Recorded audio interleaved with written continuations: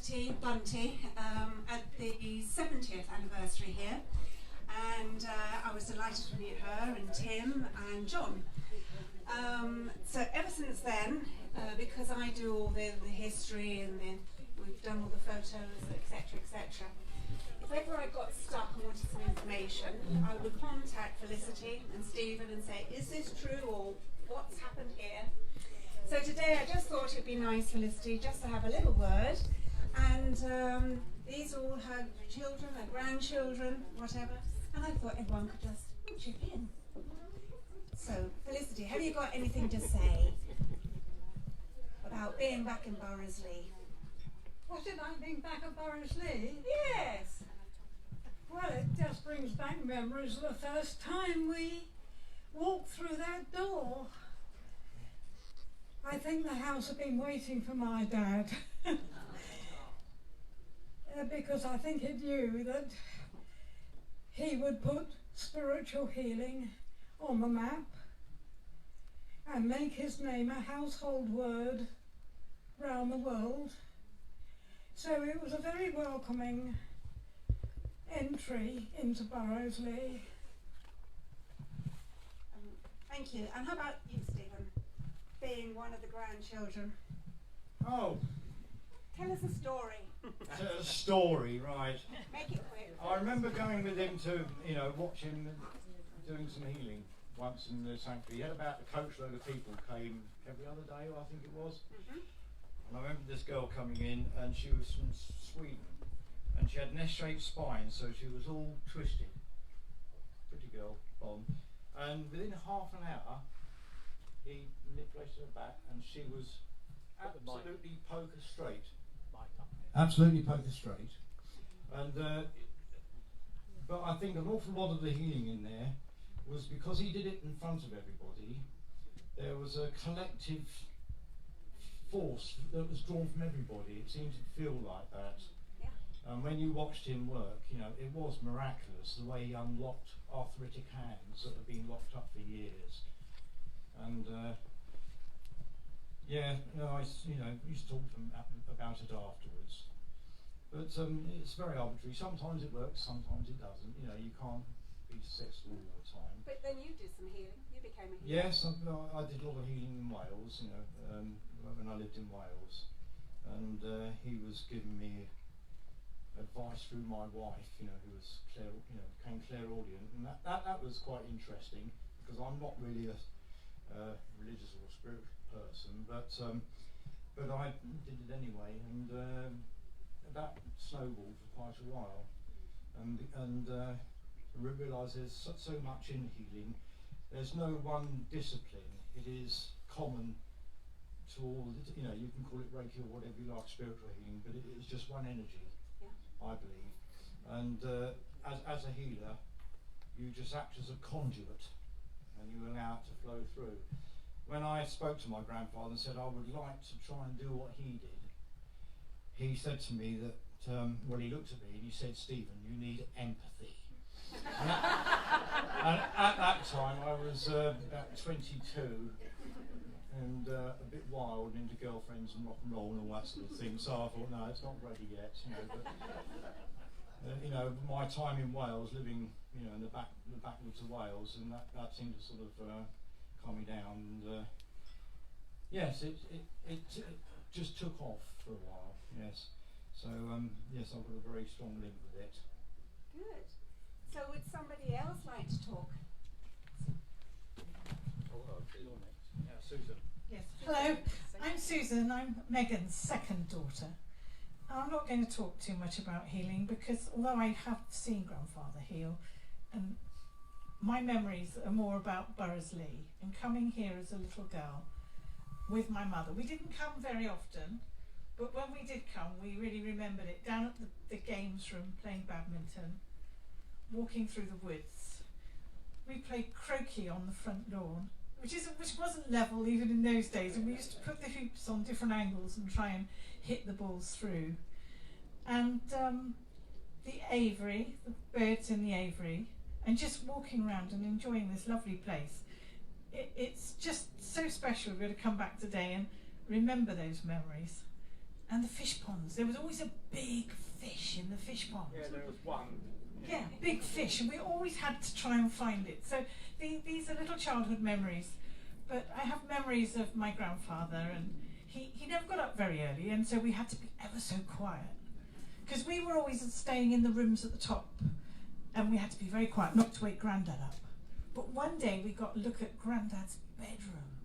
I mean, he had the most spectacular bedroom. It was full of things that he'd collected when he'd been abroad, and he used to go frequently abroad and go on the banana boats, and he collected just things that he liked.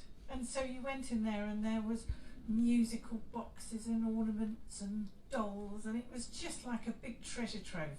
So that's one of my abiding memories. And of course the beautiful plants that were in the conservatories and the smell of those plants, it was just wonderful. But when he did get up, he was great fun, and he used to come and sit and watch us children. But one of his most favourite things was he used to do conjuring tricks. And he had the most amazing knack of producing a threatening bit from behind your ear, or getting you to get grape out of your ear as well. And that was just wonderful. And they're just little childhood memories of this place and my grandfather. Thank you, Susan. So, how about Jill? I can remember when we visited Grandpa. The first thing we do was go into his office just here, because that was where he was working. And on one occasion, one visit, he enjoyed doing painting by numbers. And he was in the middle of this painting, and I can remember so wanting to pick up a brush and paint in these numbers, and being told, no, because that's oil paints and they're far too expensive for children. Being extremely frustrated. Well, this picture eventually ended up in my mother's house, and when she died the other day, I have now got the picture. I mean, it's not a particularly special picture, but I have put a photograph of him on the back of this picture of him painting by numbers, and just put a little bit of a note, so any of my children will know the reason why it's there. Thank you, Susan. John, few words, please. Well, just to carry on the theme, just quickly to give you more of an impression of how it was. This house was very much a family home, because his grandpa was here, his sister Ivy obviously shared the house with him. Auntie Dorothy came to work here as well for the Nationals, for the NFSH. Auntie Lily lived just up the road, and of course they were all helping look after great Nanny, who lived to the age of 98, wonderful old lady. So there was already a lot of family already here, and then we would turn up, and so when we had Christmases, you would have all the grandpas, brothers and sisters, and their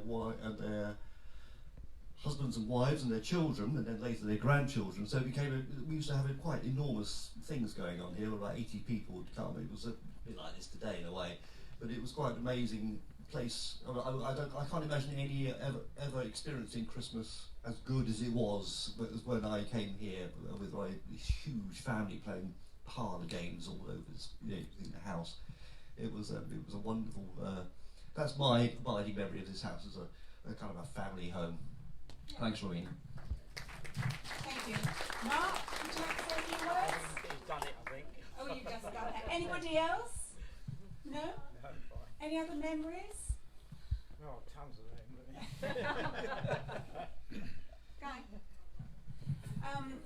Well, thank you all very much for coming. I won't let you be any longer. Oh, I'm all right. Would you like to say anything else? I've got a little present for you, just from Guy and myself, because you've always been so helpful, you and Stephen, whenever I've phoned up and said who's who in the pictures and what happened then. So this is just a little present from Guy and me to say a big thank you for all your help. Okay, then.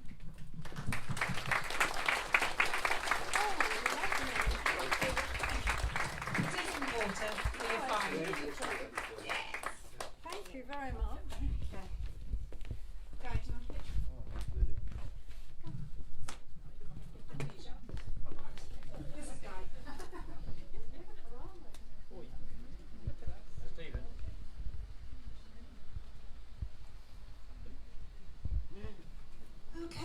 Well, thank you very much, everybody, and thank you very much to Harry Edwards' family. Now, the next on the list is the chapel for film showing, and the family has some quiet times, and then we will also have a film show for the Okay, family as well. that's it for this afternoon. We have one more transmission which we'll do later, and that will be when we get to an interlude later on. There'll be some presentations which I may or may not be able to show you depending on how the afternoon goes, but then there will be some musical activities with Deborah Morris, Martin Herdman and our good friend Gronya. That'll be after 4 o'clock.